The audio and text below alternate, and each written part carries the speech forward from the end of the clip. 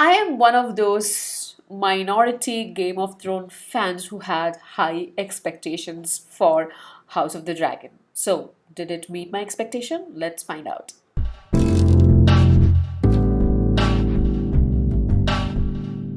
Hey guys, my name is Angela and this is my channel Angie the Bookaholic. In this channel I talk about books and all things related to books, including movie adaptations and TV shows. Talking about TV shows, today I'm going to talk about season 1, episode 1 of House of the Dragon. If you haven't subscribed to me yet, please feel free to do so, and also please like, share and comment freely. What is this show about? So the show is placed 172 years before Daenerys Targaryen. We get to see that in the beginning of the episode. The show kickstarts with kind of a prologue, like a cold opening, which is narrated by Princess Renera.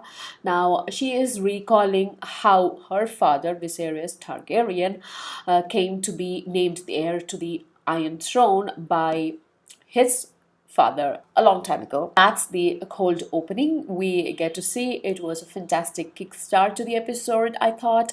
And then for the rest of the episode, you will see kind of lot of conflict that is brewing in the royal courtroom and also political intrigue. You also get a lot of foreshadowing for what is coming, including what's going to come in Game of Thrones as well. You get introduced to many characters. So we get to see the Hand of the King, which is Otto Hightower, his daughter Alison Heiter, then obviously Princess Renera Targaryen. She is introduced as riding or flying on Syrax, her dragon. And then my favorite character, Daemon Targaryen, for a complicated reason. But yeah, we'll get to that. He is currently the heir to the Iron Throne. Then we also get to see the Queen, Aemma Targaryen or Aemma Arryn, and she is carrying, pregnant with the king's second child, who Viserys is hoping to be the next heir to the throne. Something terrible happens, and obviously politics kicks in, and there is this conflict that arises on the airship. So that's episode 1 for you. This is what I can disclose without giving you any spoilers. I think that's enough for you to continue with the rest of this review, and if you want to make up your mind whether you want to watch this show or not. So what do we get in episode 1? So you have listened to a very brief, crude version of the premise. We definitely get gore. So gore, check mark. GOT level gore, double check mark. Sex and nudity, check mark for sure.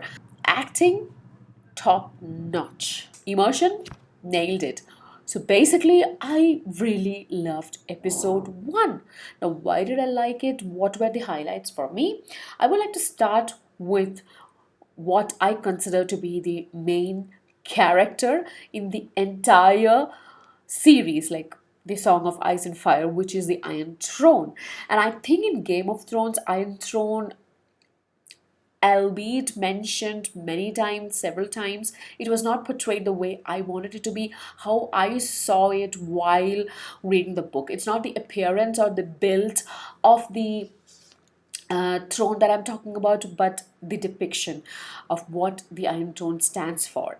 Because there is this scene where King Viserys is sitting on the throne, and he cuts his hand, and also there is this mention that he has a wound on his back, which was caused by sitting on the throne, and that is such an accurate description of what the throne or the Iron Throne stands for, because it's been referenced many times in the books, but not in the show Game of Thrones that much as I would have liked it to be. So I really like the fact that the makers of House of the Dragon made an effort to bring that into perspective, that the Iron Throne is not a comfortable place to sit on. Definitely, you have the power, you're the ruler of the realm, so all that is there, but at the same time, it is not a comfortable place to sit on.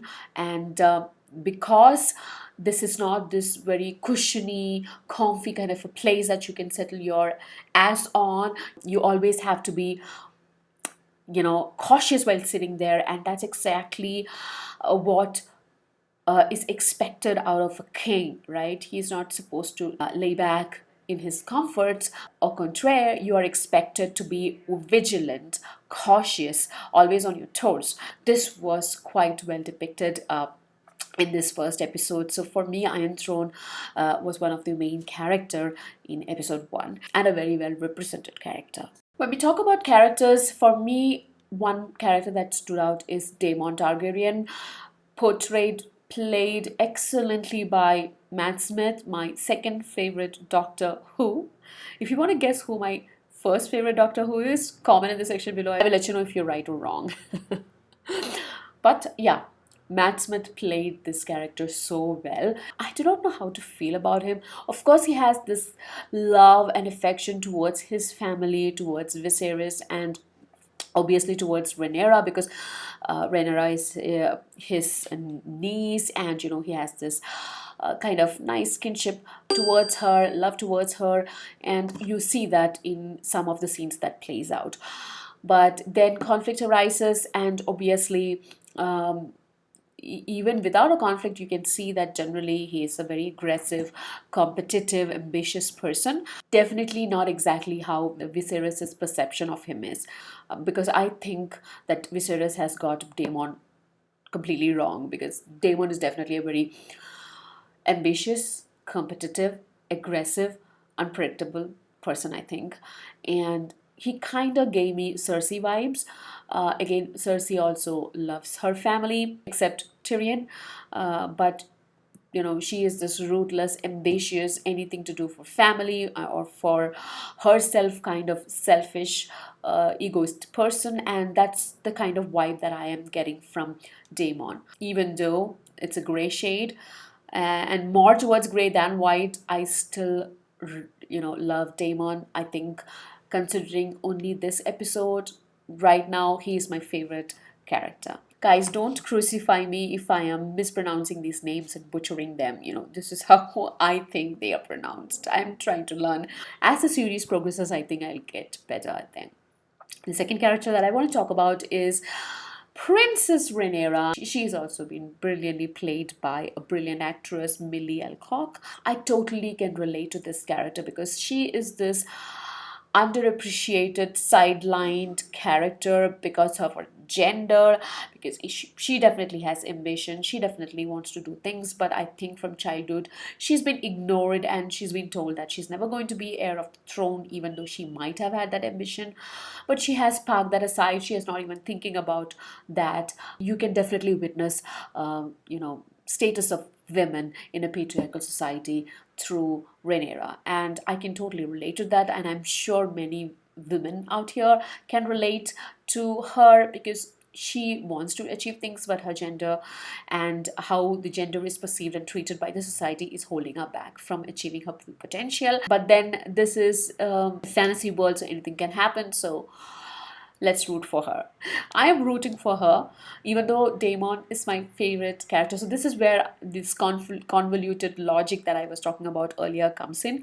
That Daemon Targaryen is my favorite character because it's so well written and well portrayed by the actor. But Renera is somebody whom I want to sympathize with, whom I want to root for, because of these I think she is the rightful heir, because she is the offspring of the king, and just because she is a woman, she should not be denied the right to be the heir. That's why I'm rooting for her.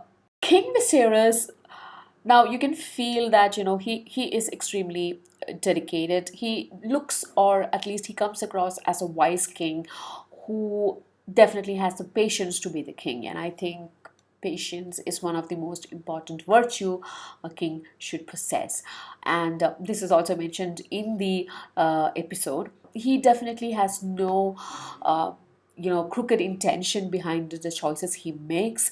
He makes the choices that he does because of the circumstances, and rightfully so, because you cannot fault him for his decisions.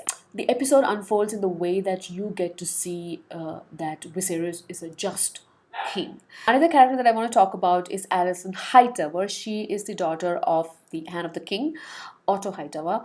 She is Renera's companion, bestie, and hangs around her all the time. But somehow, I have a feeling that I doubt her allegiances. I do not trust her fully. I feel that she comes across as a person who has her own agenda, and that will be interesting to see if my suspicions are right. Then that will be interesting to see how her character turns out. So I missed out mentioning a tourney that's happening in honor of King's heir, who is going to be born anytime now. So it's like a tournament that you have seen in Game of Thrones. Same concept. During this, there is this mystery kind of a night. Not so much of a mystery. His name is Sir Kristen Cole, and he is a commoner, no royal blood in him, but he is shown as a formidable opponent to everybody who participated in the tourney. And I feel there is some spark that is kindled between this commoner knight, Sir Kristen Cole, and Renera. So that will also be kind of interesting to see. I would love to. I always love that, when there is this class differences and how that plays out. That would be interesting. That is something that I'm looking forward to it, and I hope that there is something there, because there was definitely this moment between Kristen Cole and Renera. One of my favorite scenes, I think, was this whole sequence where they switch between the tourney and the childbirth scene, the C-section scene. The C-section scene was gory. I think one of the most goriest scene ever on TV. I think that was, it was basically slaughter. It was so horrific to watch. So I saw this 9 minute, 7 minute inside episode by that's available on YouTube on the official site. In that, the makers are mentioning that it was on purpose, that there is this juxtaposition or switching between these two scenes. So the tourney where the men are fighting with swords and armor, and just like how Queen Aemma in the beginning of the episode mentions that the birthing bed is a woman's battlefield, and they brought in that perspective through this scenes which switched between the tourney and the birthing scene. More than what I signed up for because that was, like I said, almost like a slaughter, right? Cutting the womb and yeah, whatever. So trigger warning for all this, but I know that you don't need a trigger warning. If you're a Game of Thrones fans, you already know what to expect. So that's why I'm not giving you many trigger warnings.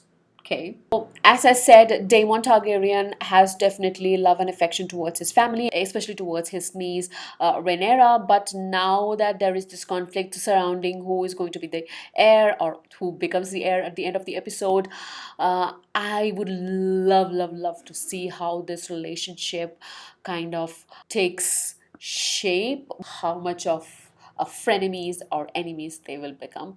So that is something that I'm looking forward to in the coming episodes. Of course, a woman in power, or at least given the potential of power, is definitely going to ruffle some feathers, because men definitely are insecure when it comes to women in power, right? So yeah, so we will see a lot of conflicts. You cannot be done with the review of House of the Dragon without talking about dragons. The two dragons that we are introduced to, one is Renera's dragon, which is Syrax, and Daemon's dragon, Syraxis. Syraxis. I hope I'm pronouncing it right.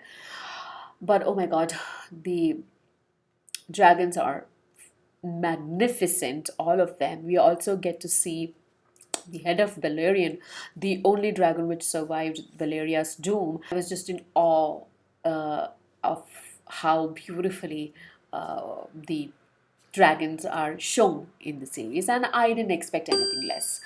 So yeah, watch out for great dragon scenes. There is this one goosebump moment for me when there is this reference to something that we have to expect coming from the north, and definitely a reference to Game of Thrones and foreshadowing of what is to come in another 170 200 years. Yeah, So that was kind of goosebummy moment for me. I really love that reference. My one and only complaint with episode 1 is, where the hell is the title track? I was there for the title track to see if they kept the old one or they have, created a new one. What's happening? We didn't get to see a title track. I was kind of disappointed with that. If it was the old one, I was ready to scream along, with the title track. So I really, really was kind of disappointed with the absence of a title track. But we definitely did hear here and there pieces of the title track of Game of Thrones here and there, especially towards the end. So that was kind of satisfying, but still, I would have loved to see a full blown title track. Hopefully, the makers won't disappoint us and give us something in episode 2. So, guys, that was my quick review of the first episode of House of the Dragon. Please let me know what you thought about the show, what you are expecting from the show going forward after watching episode 1. I'll be back soon with another video. Until then, have fun. This is Angie signing off. Bye bye.